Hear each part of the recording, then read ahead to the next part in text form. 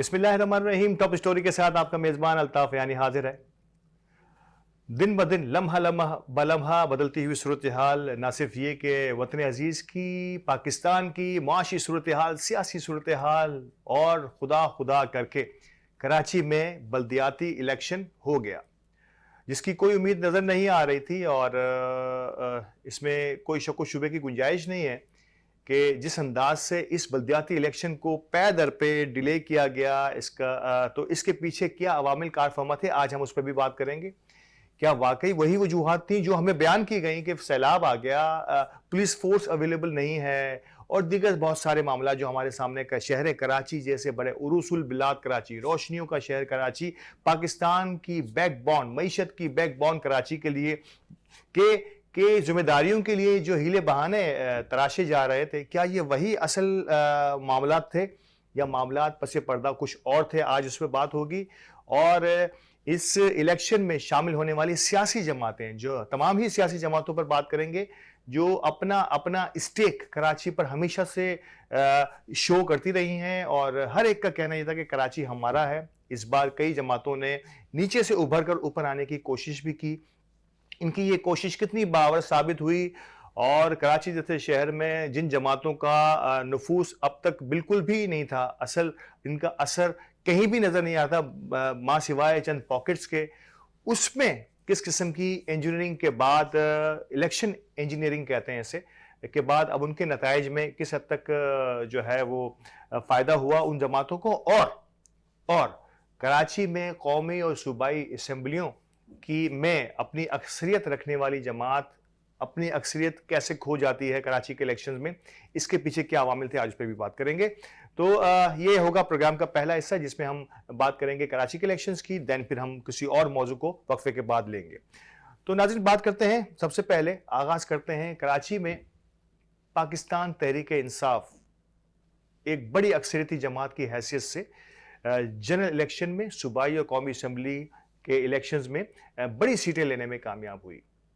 اور صرف یہی نہیں بلکہ آپ کو یاد ہوگا کہ عامر لیاقت حسین صاحب کی خالی کردہ نشست میں ان کے انتقال کے بعد، انا للہ و انا الیہ راجعون، ان کے انتقال کے بعد جو محمود مولوی صاحب نے ایک سیٹ حاصل کی، وہ بھی پاکستان تحریک انصاف کے نعرے، یعنی کہ جنرل الیکشن کے بعد بائی الیکشن تک میں بھی، جبکہ جنرل الیکشن میں تمام جماعتوں نے الگ الگ الیکشن لڑا تھا پاکستان تحریک انصاف کے خلاف، اور محمود مولوی کے خلاف الیکشن میں پی ڈی ایم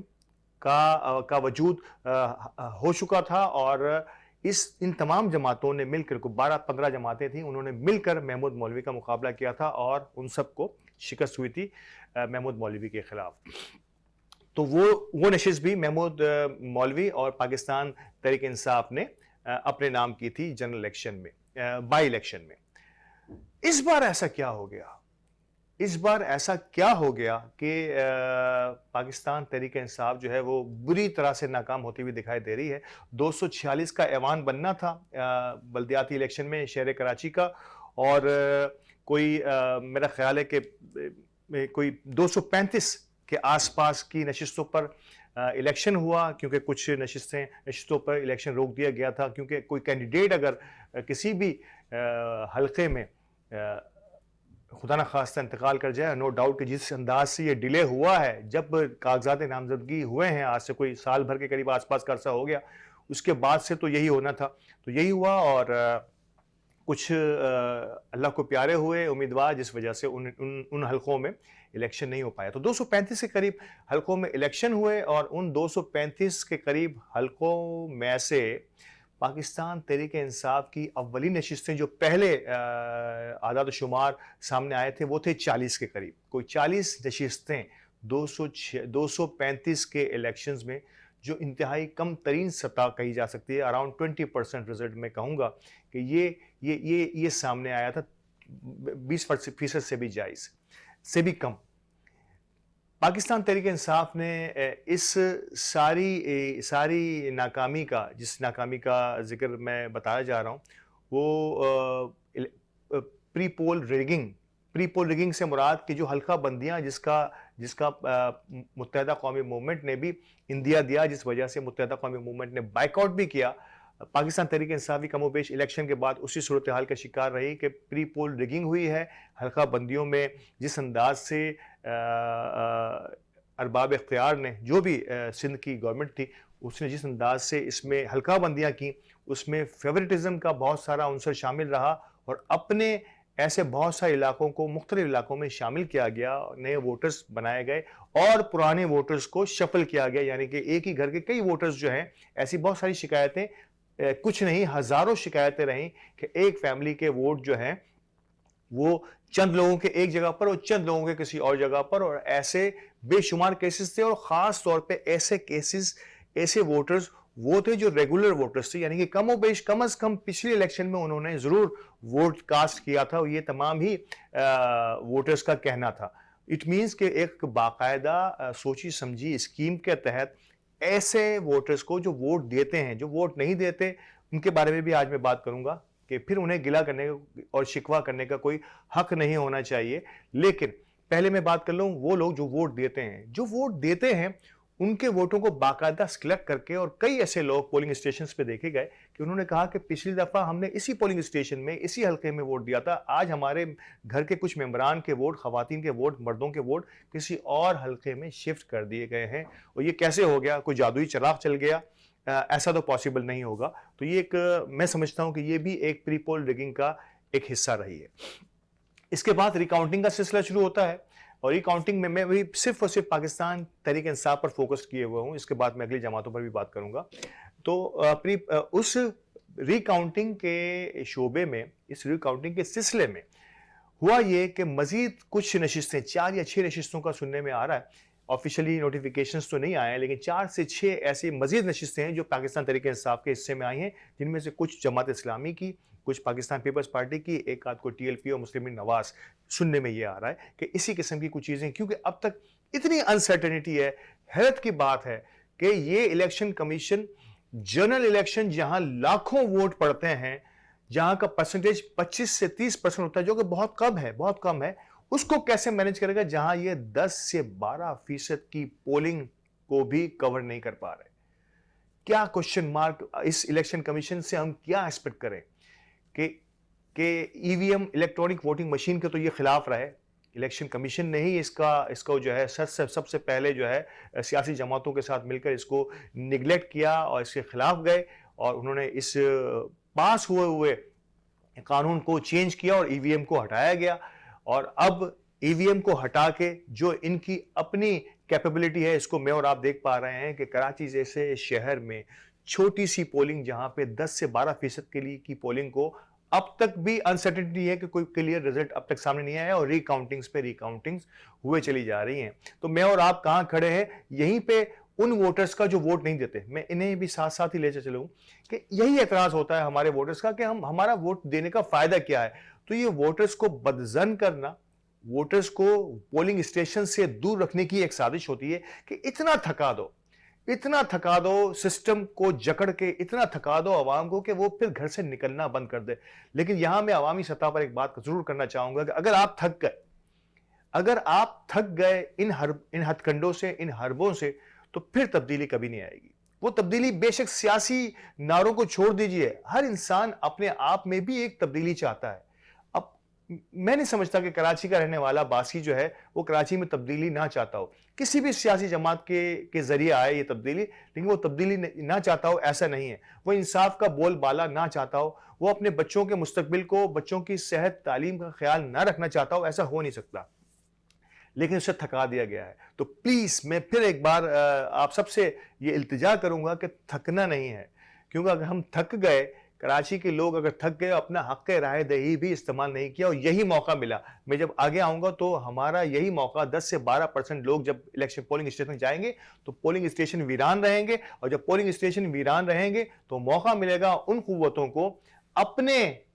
कारनामे अंजाम देने का। और ये हुआ किस तरह से, ये भी मैं आपको बताऊंगा। तो पाकिस्तान तहरीक इंसाफ अब तक 40 और 45 के आसपास की नशिस्तों पर मौजूद है। बात करते हैं जमात इस्लामी की। जमात इस्लामी ने इस मरतबा कराची की बल्दियाती الیکشن کے اندر ایک بھرپور کمپین کا آغاز کیا، اور جس سے کہا جا رہا ہے کہ کروڑوں سے نکل کے اربوں کی کمپین ہوئی، اور اس میں کوئی شک و شبے کی بات نہیں ہے کہ جس انداز سے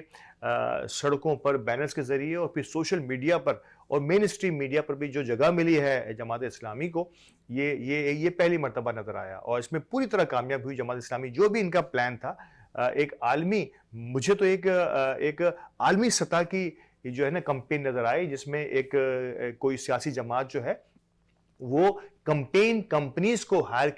کرتی ہیں، وہ کس انداز سے گراؤنڈ سے لے کے، یعنی کہ سیلاب سے شروع ہو کر پھر یہاں کے الیکشن تک کے پورے سلسلے کو اگر آپ دیکھیں تو تواتر کے ساتھ ایک کے بعد ایک جو ہے معاملات ہوتے رہے، اور اس میں جماعت اسلامی پوری طرح کامیاب بھی ہوئی، اور اپنی کمپین کو ایک ٹھوس کمپین کے طور پر، کمپینرز کے طور پر وہ عوام کے سامنے لانے میں کامیاب ہوئی۔ جس انداز سے کراچی کے میئر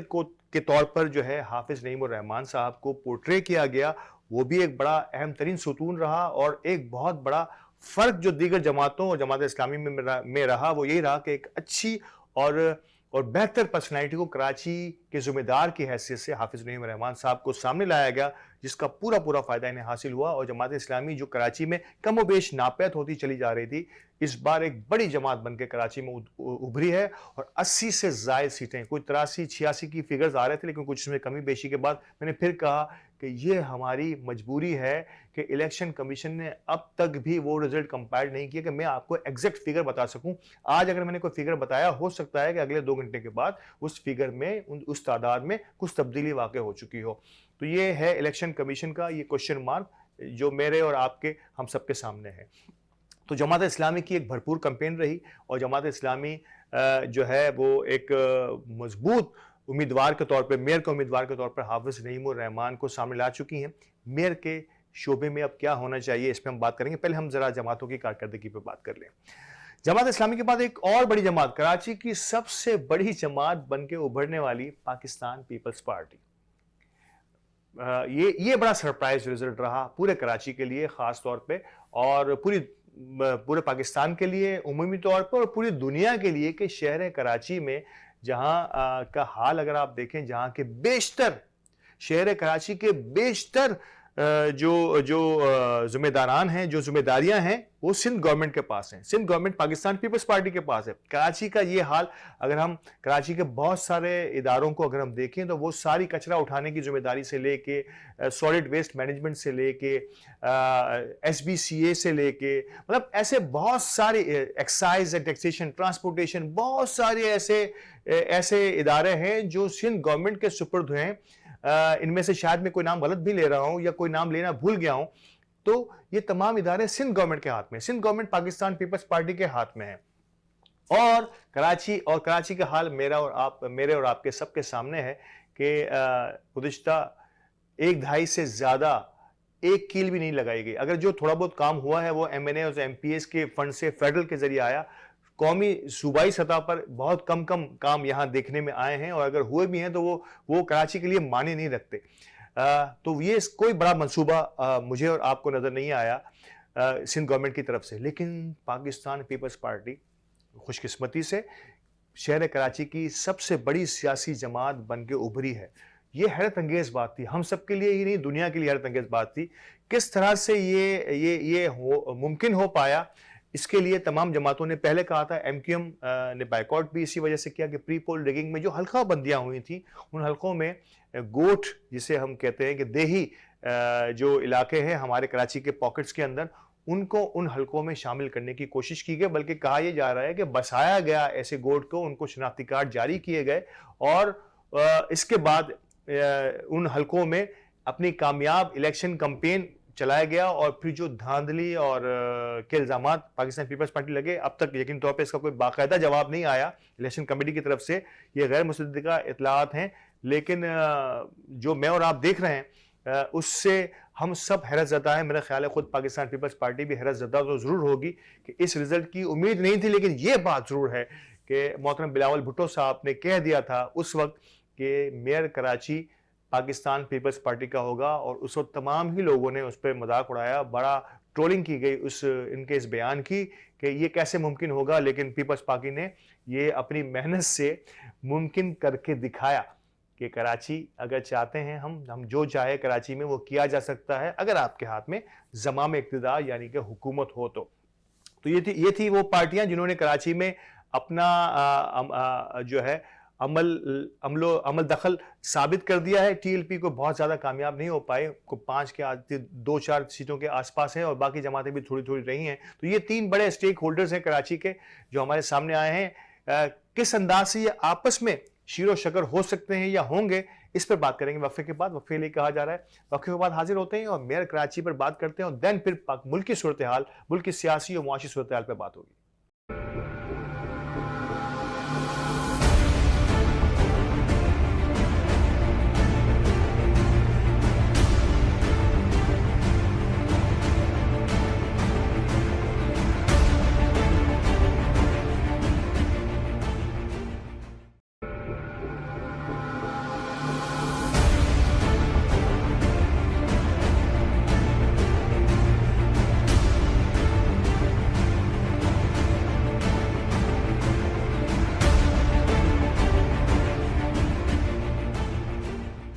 ویلکم بیک ناظرین, وقفے کے بعد حاضر ہوں اور وقفے سے پہلے ہم بات کر رہے تھے کراچی کی انتخابی رزلٹ فیکٹس اینڈ فگرز پر. اب بات کریں گے کہ اب ان فگرز کے ساتھ جو 3 جماعتیں پاکستان تحریک انصاف, بلکہ میں اسٹینڈنگ سے بات کروں تو پاکستان پیپلز پارٹی سب سے بڑی جماعت رہی, اس سے بالکل قریب ترین جماعت جو ہے وہ جماعت اسلامی, اور اس کے بعد پاکستان تحریک انصاف. 90 کے قریب کے آس پاس کی سیٹیں پاکستان پیپلز پارٹی کی ہیں, 80 کے آس پاس کی سیٹیں جو ہیں وہ ہیں جماعت اسلامی کے پاس, اور 40 کے آس پاس کی سیٹیں ہیں پاکستان تحریک انصاف کے پاس. تو اگر بہت ہی ایمانداری سے فیصلہ کیا جائے میئرشپ کا, الیکشن کی بات نہیں کر رہا, میئرشپ کی بات کی جائے تو حق تو پاکستان پیپلز پارٹی کا بنتا ہے میئر پر, لیکن اس پہ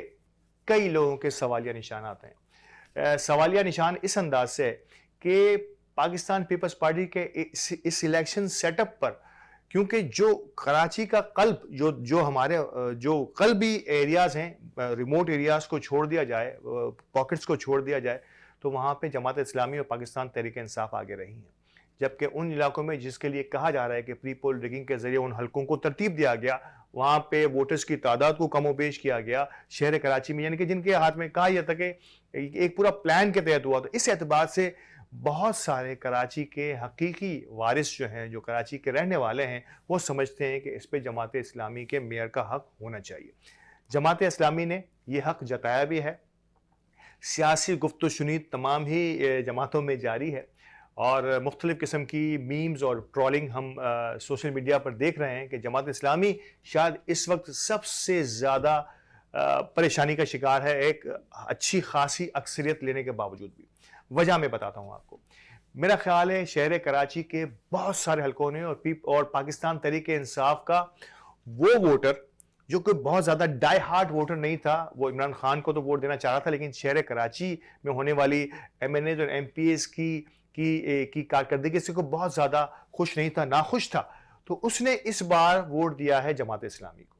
یہ فیکٹ ہے اور یہ جانتے ہیں بہت سارے لوگ, خود جماعت اسلامی بھی اس بات کا جو ہے وہ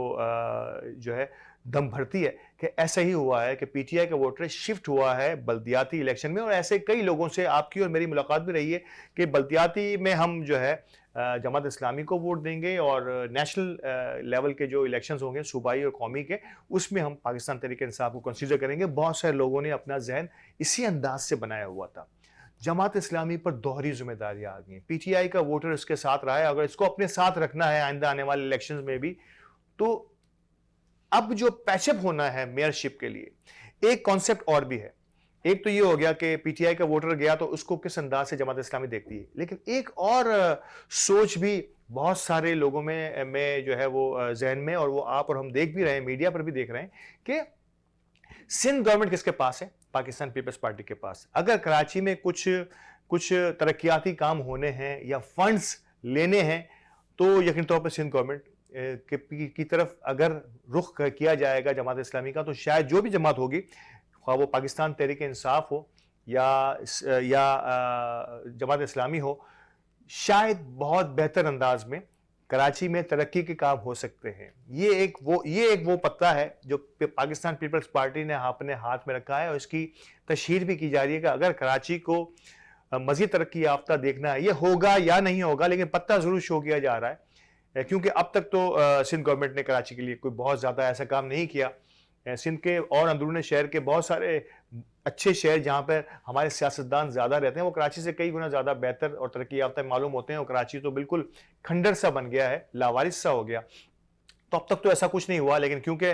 मेयरशिप की जंग है, तो मेयरशिप की जंग में पाकिस्तान पीपल्स पार्टी का ये पत्ता किस हद तक काम आता है कि अगर सिंध गवर्नमेंट के साथ मिलकर चला जाए कराची को, तो कराची में तरक्याती कामों की रफ्तार बहुत बढ़ सकती है और तरक्याती फंड भी आ सकता है। लेकिन फंड आएगा कहाँ के, जहां मैं अगले प्रोग्राम के अगले हिस्से में मईशत की बात करूंगा, तो ये फंड्स आएगा कहाँ से, सबसे पहले तो ये एक बहुत बड़ा सवालिया निशान होगा। तो जमात इस्लामी इस वक्त मेरा ख्याल है एक गुमगू की कैफियत में है, शदीद इस्तराब की कैफियत में है कि जिस अंदाज से पाकिस्तान पीपल्स पार्टी आगे चली गई है, तो जमात इस्लामी अगर पीटीआई से इत्तेहाद करती है तो जमात इस्लामी का मेयर बनता है, और जमात इस्लामी और नायब मेयर में भी कि जमात इस्लामी का ही हो और या पाकिस्तान तहरीक इंसाफ का हो। जमात इस्लामी पीपल्स पार्टी से इत्तेहाद करती है तो मोस्ट प्रोबेबली चांसेस ये हैं कि मेयरशिप के लिए थोड़ी सी जी जंग हो सकती है, क्योंकि वहाँ पे सैयद गनी साहब और नजमी आलम साहब बिल्कुल मेयरशिप के लिए तैयार हैं। उन्हें कहा गया है कि आप ही मेयर बनेंगे, तो वहाँ पर थोड़ी सी टाई हो सकती है, और अपर हेड जो है पाकिस्तान पीपल्स पार्टी का रहेगा, क्योंकि सीटें उनके पास ज़्यादा हैं। वो किस तरह से आई ये एक अलग सवाल है, लेकिन बहरहाल हैं, क्योंकि इलेक्शन कमीशन इसे एंडोर्स कर चुका है, और इलेक्शन कमीशन को मैं और आप चैलेंज नहीं कर सकते। कानूनी तौर पर तो चैलेंज हो सकता है, लेकिन गैर कानूनी तौर पर अगर हम कानून से हट के बात करें तो ये उनकी सीटें हैं और हमें उसको ओब्लाइज करना होगा। जमात इस्लामी कहाँ खड़ी है, क्या करना चाहिए? सोशल मीडिया ने अपनी आवाज़ें बुलंद करना शुरू की हैं। बहुत सारे लोगों ने ये कहा कि जमात इस्लामी अगर पीटीआई के साथ नहीं जाती तो शायद इससे बहुत बड़ा सियासी नुकसान होगा, क्योंकि पाकिस्तान पीपल्स पार्टी के साथ जमात इस्लामी का रहना एक गैर फितरी सा इत्तेहाद होगा, जबकि पाकिस्तान तहरीक इंसाफ के साथ जमात इस्लामी का रहना एक फितरी इत्तेहाद तस्वुर किया जा सकता है कि दोनों ही कमोबेश हम ख्याल ना सही, लेकिन एक कदम, एक डायरेक्शन और एक गोल के साथ हैं, यानी कि खिदमत की सियासत की तरफ है। तो लेट्स सी, ये आगे आने वाला वक्त मजीद कुछ दिन और लगेंगे जब तक कि इस इलेक्शन के पूरे रिजल्ट्स फाइनल होके नहीं आ जाते। कुछ लोगों का कहना है कि मेयर जब तक नहीं बन सकता, कुछ सियासी जमातों का कहना है कि जिसमें पाकिस्तान तहरीक इंसाफ शामिल है, कि जब तक के पूरे इलेक्शन नहीं होते, मजीद जो 10-12 सीटें बाकी हैं उनके इलेक्शन नहीं होते, जब तक मेयर इलेक्ट नहीं हो सकता। जबकि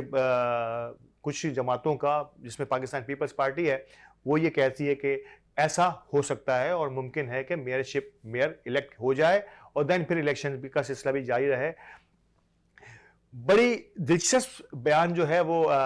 हाफिज नईम साहब का हमने सबने सुना कि उन्होंने कहा कि हम चाहते हैं कि कंसेंसस का मेयर आए, यानी कि मेयर तो जमात इस्लामी का ही होगा, लेकिन कंसेंसस के साथ आए, यानी कि पाकिस्तान तहरीक इंसाफ और पाकिस्तान पीपल्स पार्टी ये दोनों इंडोर्स करें। ये एक जो है काबिल अमल हो, कितना काबिल अमल होगा या नहीं होगा, क्योंकि एक तरफ पाकिस्तान तहरीक इंसाफ ने straight away Pakistan peoples party के साथ मिलने से इनकार कर दिया है। यकीन कीजिए अगर इसकी जगह कोई और जमात होती पाकिस्तान तहरीक इंसाफ की जगह, तो ये एक ऐसे मूवमेंट पर खड़े हैं पाकिस्तान तहरीक इंसाफ के बहुत कुछ हासिल कर सकते हैं यहाँ पर, ज़ाती हैसियत में भी, पार्टी की हैसियत में भी, यानी कि डिमांडिंग सूरत हाल बन गई है पाकिस्तान तहरीक इंसाफ की, जो अब तक कराची में होता रहा है। हमने देखा कि कराची की जमातों ने मरकज में किस किस तरीके से अपने काम नहीं निकलवाए, जाती हो या अवामी तौर पर हो। तो पाकिस्तान तहरीक इंसाफ जिसके साथ भी जाएगी उसका मेयर बन सकता है। तो ये एक ऐसी सिचुएशन में पाकिस्तान तहरीक इंसाफ है, शायद हारने के बाद भी जीतने वाली पोजीशन में आ सकती है, लेकिन शायद पाकिस्तान तहरीक इंसाफ शहर कराची को बेहतर देखने की सूरत हाल में उसने जमात इस्लामी को गैर मशरूत आमादगी का इजहार किया है कि हम आपके साथ हैं, जिस तरीके से भी ताउन चाहेंगे हम बैठने के लिए तैयार हैं। तो ये वो सूरत हाल है शहर कराची की उमूमी के मेयर किसका बनेगा और कैसे बनेगा, शायद आगे आने वाले दिनों में, आगे आने वाले कुछ दिनों में हम इस पर मजीद बात करने के काबिल होंगे। मे बी के अगले प्रोग्राम में शायद हम किसी नतीजे पर पहुंच चुके होंगे। जी, अगले हिस्से में मैं बात करूंगा मुल्क की मौजूदा सूरत हाल पर, सियासी सूरत हाल की मैं पहले बात करूंगा, इसके बाद हम मईशत की भी बात करेंगे। सियासी सूरत हाल तो इंतहाई दगरगूं है। दुनिया हमें कह रही है कि आप इलेक्शन कराइए, आप इलेक्शन की तरफ जाइए, ایک نیا مینڈیٹ لے کے جو بھی گورنمنٹ آتی ہے وہ آئے دنیا کے پاس, کیونکہ دنیا اب ہمیں ایکسپٹ کرنے کے لیے تیار نہیں ہے. عالمی مالیاتی ادارے جنہوں نے پاکستان کو بڑی امیدیں دلائی تھیں, اور پاکستان کی یہی واحد امید ہے, نہیں ہے ہمارے پاس اب ریزروز کہ ہم پاکستان کو مزید کچھ آگے اسی انداز میں چلا سکیں. لیکن بدقسمتی ہے کہ اب تک الیکشن کی جانب جانے کے بجائے ہم مزید جو ہے وہ گہرائیوں کی طرف جاتے چلے جا رہے ہیں اور اندھیروں کی طرف گامزن ہیں. نہ جانے اب کیا قباحت رہ گئی ہے, کیونکہ سب کچھ سامنے آ گیا. مثال کے طور پہ میں چھوٹی سی بات کروں, ریزگنیشنز, قومی اسمبلی کے استعفوں کی بات چل رہی تھی. میں حیران ہوں, شاید آپ بھی حیران ہوں گے مجھ سے زیادہ, کہ ایک موقع پر اسپیکر قومی اسمبلی یہ کہہ رہے تھے, یہ کہہ کر استعفے منظور نہیں کیے جا رہے تھے کہ ہم جب تک کہ یہ فردن ہم سے نہیں ملیں گے تمام امیدواران, ہم ان کا نوٹیفیکیشن جاری نہیں کریں گے یا ان کے استعفوں کو منظور نہیں کیے جائیں گے, کیونکہ ہمیں نہیں پتا کہ انہوں نے بزور شمشیر یہ استعفیٰ دیا ہے یا اپنی رضامندی سے دیا ہے. اچھی بات ہے, ہو سکتی تھی, یہ بات کی جا سکتی ہے, اس بات میں وزن تھا. لیکن پھر اچانک ہی پہلے 10-12 استعفے منظور کیے گئے. اس کے بعد اس پہ الیکشن ہوا, عمران خان کو 7 یا 8 نشستوں سے عمران خان کامیاب ہو گئے. وہ سلسلہ تھم گیا. اب عمران خان نے, مجھے نہیں پتا کہ پاکستان تحریک انصاف نے یہ فیصلہ ڈیلیبریٹلی کیا اس ریئیکشن کو دیکھنے کے لیے کہ حکومت کا کیا ریئیکشن آتا ہے, یا واقعی وہ صدق کے دل سے قومی اسمبلی میں بیٹھنا چاہ رہے تھے, جس کا انہوں نے پہلے انکار کیا تھا. تو جب پاکستان تحریک انصاف نے اسمبلیوں میں واپس جانے کا ارادہ کیا تو 35 استعفے کے قریب استعفوں کو منظور کر لیا گیا. اپنی اسی بات کو جھٹلا دیا حکومت نے, فیڈرل گورنمنٹ کی بات کر رہا ہوں, یا اسپیکر کی بات کروں, یا قومی اسمبلی کی بات کروں, کہ وہ پہنچے نہیں تھے. اب تو نہیں گئے تھے وہ ان کے پاس, لیکن اس کے بعد بھی ان کو استعفے منظور کر لیے گئے. اس کے بعد اگلے ہی بینچ میں ایک اور 30 استعفے منظور کیے گئے. تو یہ میں اور آپ سمجھ سکتے ہیں یہاں پہ ایک بہت بڑا کردار قانون اور انصاف کے اداروں کا ہے کہ وہ اس پر نگاہ رکھیں کہ یہ ملک میں ہو کیا رہا ہے, کس انداز سے ہمیں اپنے ملک کو آگے لے کے چلنا ہے, کہ اپنی ہی بات, یعنی کہ کتنا بڑا ہمارا ایوان, قومی اسمبلی, پاکستان کی اسلامی جمہوریہ پاکستانی قومی اسمبلی, اس کا اسپیکر اتنا پاورفل آدمی دنیا کا, یعنی کہ پاکستان کے مضبوط ترین لوگوں میں سے ایک آدمی ہوتا ہے یہ اسپیکر قومی اسمبلی. لیکن بدقسمتی سے ان کی آواز اور ان کے الفاظ کی کوئی وقت نہیں رہ جاتی جب ہم اس قسم کے بیانات دے دیں کہ پہلے ہم کچھ اور کہہ رہے ہوں, یعنی کہ ہماری سمت ہی چینج ہو جائے. اسے ہم پولیٹکس کہتے ہیں, اسے ہم سرپرائز بھی کہہ دیتے ہیں سیاسی انداز میں, اسے ہم یو ٹرن بھی کہہ لیتے ہیں, لیکن اس سے ملک کو کتنا نقصان پہنچا رہے ہیں, دنیا میں ہماری کتنی جگہ سائی ہو رہی ہے, اس کا کسی کو خیال نہیں ہے. میں حیران ہوں اور پریشان ہوں. کسی بنانا ریپبلک میں بھی اس قسم کی جو ایکٹیویٹیز ہیں اس کو بہت ہی ناپسندیدگی کے اظہار سے دیکھا جاتا ہے. لیکن بدقسمتی ہے کہ میں اور آپ اگر عوامی سطح پر دیکھا جائے تو ہم انتہائی مفقود الحال ہو گئے. جو قوم شہری کراچی اپنے گھر کے باہر ٹوٹی ہوئی سڑک اور اپنے گھر کے باہر بہتے ہوئے گٹر کو دیکھ کر بھی ووٹ دینے کے لیے نہیں جاتی, صرف یہ کہتے کہ میرا ووٹ دینے کا کوئی فائدہ نہیں ہے, تو پھر شاید ہم اسی حال میں رہنے کے قابل ہیں. اور مجھے لگ رہا ہے کہ اگر ہم اس صورتحال سے نکلنا چاہتے ہیں تو عوام کو اس کا نوٹس لینا ہوگا. جب تک عوام اپنے طور پر ان سب چیزوں کو نہیں دیکھے گی, ان تمام عوامل کا خود سے ادراک نہیں کرے گی, خود باہر نہیں آئے گی, اپنا احتجاج رجسٹر نہیں کرائے گی, تو میرا نہیں خیال ہے کہ ہم کسی بہتر نتائج کی طرف جا سکیں گے. دیگر سیاسی عوامل میں جو تیزی سے میں آپ کو بتا دوں کہ شاہد خاقان عباسی, اگر میں مسلم لیگ نواز کی بات کروں, تھوڑی سی پریشانی کے عالم میں ہے ان دنوں, اور شاہد خاقان عباسی جو سابق وزیر اعظم رہے ہیں اور بڑے اہم ستون ہیں پاکستان مسلم لیگ نواز کے, ان کی کچھ ناراضگیاں سننے میں آ رہی ہیں کہ مسلم لیگ نواز سے ان کی کچھ ناراضگیاں ہیں, اور ناراضگیوں کی وجوہات جو ہیں وہ ہیں مریم نواز کا پارٹی کے سینئر وائس چیئرمین کے عہدے پر تعینات ہونا. اور آپ کو شاید یہ سن کے حیرت ہوگی, بہت سارے لوگوں کو پتہ بھی ہوگا کہ کیپٹن صفدر جو مریم کے شوہر ہیں, وہ یوتھ کے پریزیڈنٹ ہیں، تو یعنی کہ ایک ہی گھر میں اتنے سارے اور بڑے عہدے دے کر میرا خیال ہے کہ پارٹی کو ٹوٹ پھوٹ سے بچانا ذرا سا مشکل ہوگا. پاکستان مسلم لیگ نواز کو اس پر ٹھنڈے دماغ سے غور کرنا ہوگا. اور ایک اور خبر مجھے اور آپ کو کے علم میں آ چکی ہے کہ مریم نواز اب واپس آنا چاہ رہی ہیں اور واپس آ کر وہ سیاست میں اپنا بھرپور رول پلے کرنے کی جو ہے وہ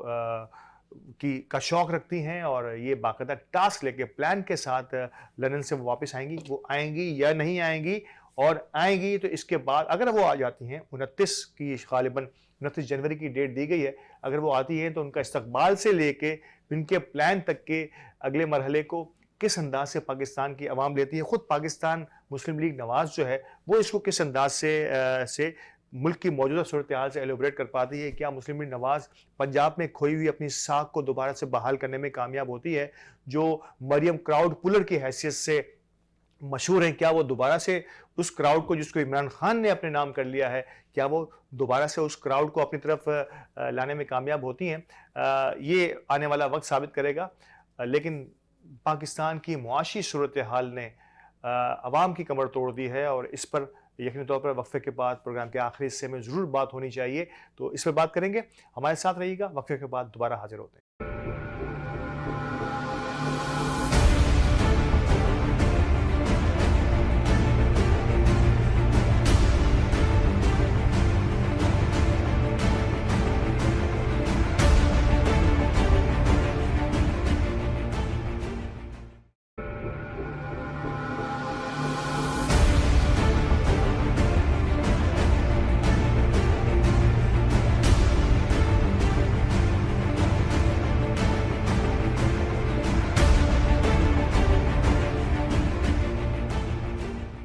ویلکم بیک ناظرین. ٹاپ اسٹوری میں الطاف یانی پروگرام کے اس آخری حصے میں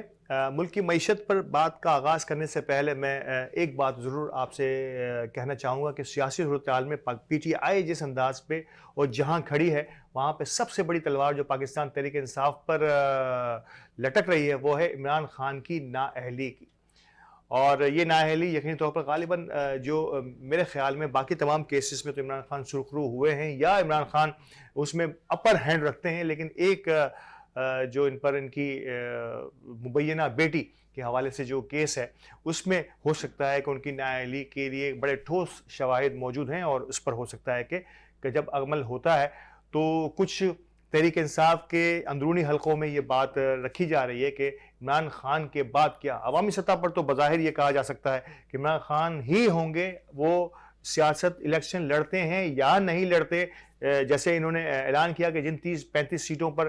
پہلے نااہلی ہوئی اور الیکشن اناؤنس ہوں گے یقینی طور پر بائی الیکشنز، تو اس میں عمران خان نے ہی اعلان کیا کہ 35 کے 35 حلقوں سے وہ الیکشن لڑیں گے. تو وہ الیکشن لڑتے ہیں یا نہیں لڑتے، نااہل ہوتے ہیں یا نہیں ہوتے، انہیں پارٹی کا پیٹرن ان چیف بنانے کی بات اندرونی میٹنگز کے اندر، پی ٹی آئی کی اندرونی میٹنگز کے اندر رکھی جا رہی ہیں، جس میں اپر ہینڈ پارٹی کا نظم و نسق جو ہے وہ پیٹرن ان چیف کے ہاتھوں میں ہی رہتا ہے. تو لیٹس سی یہ پاسبلٹی کس طرح سے رہتی ہے. لیکن اس پر تمام ہی ادارے جو ہیں وہ بڑے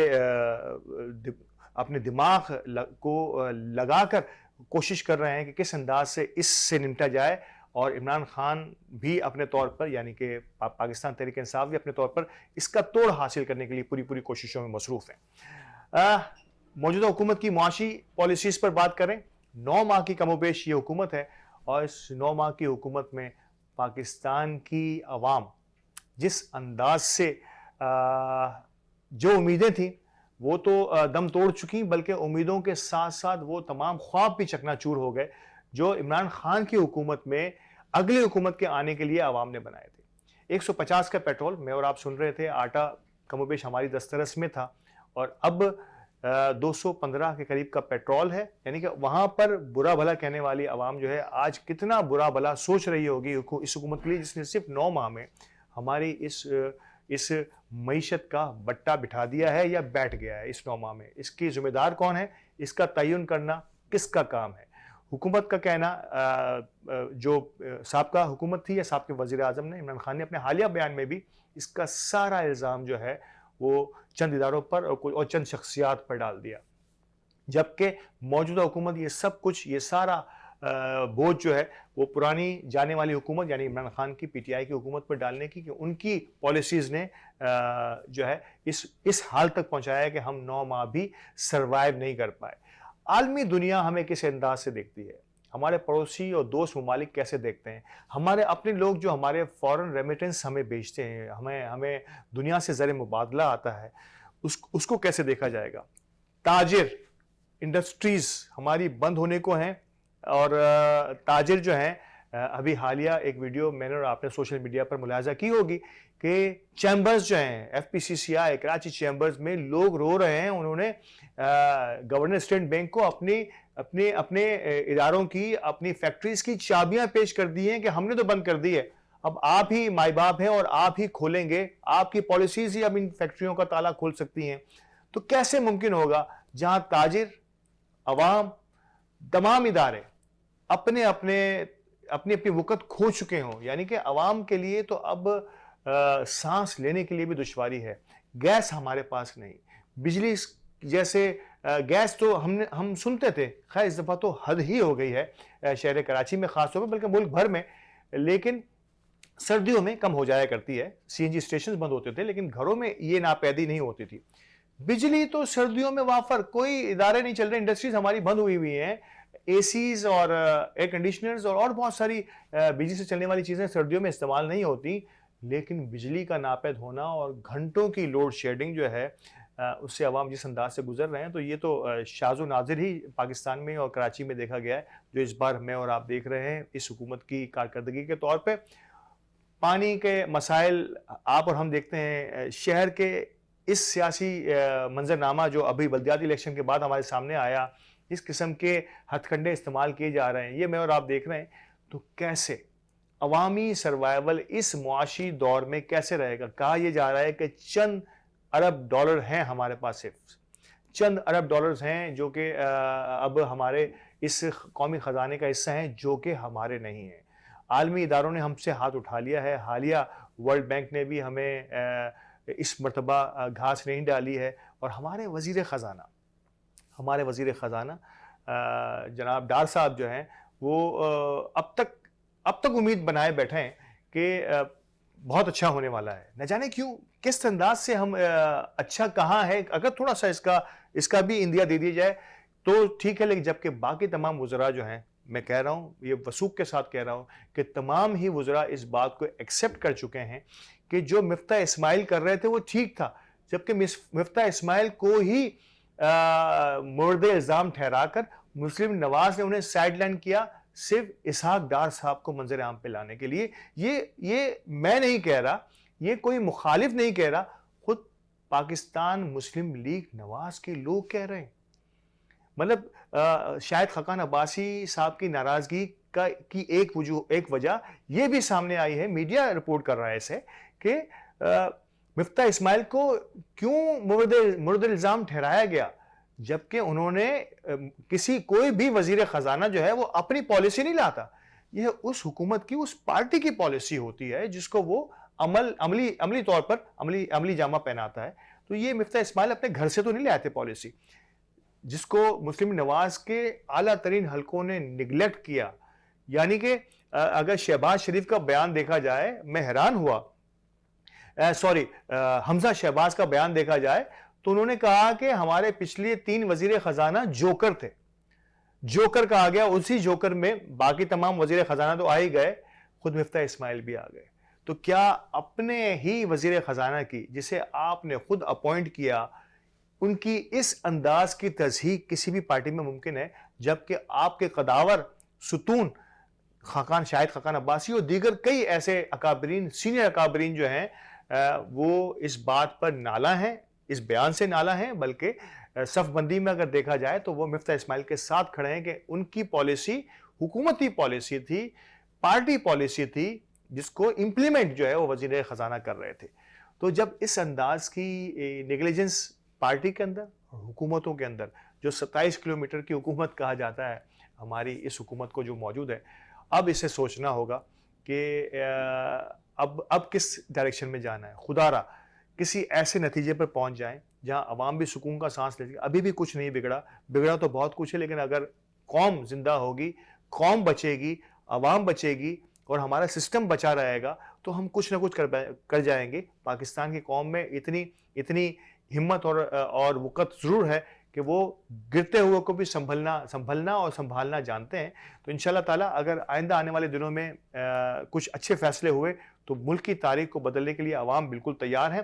الیکشن ہی اس کا واحد حل ہوگا اور ہمیں الیکشن کی طرف ہی جانا چاہیے, یہی اس کا واحد حل ہے. اس کے ساتھ ہی آج کے پروگرام کا وقت ختم ہوتا ہے. پروگرام میں آپ کیا دیکھنا چاہتے ہیں اور کس انداز سے آگے چلنا چاہتے ہیں, ہمارے ساتھ رہیے گا. انشاءاللہ تعالیٰ اگلے پروگرام میں نئے موضوعات کے ساتھ حاضر ہوں گے. اللہ نے کے بعد.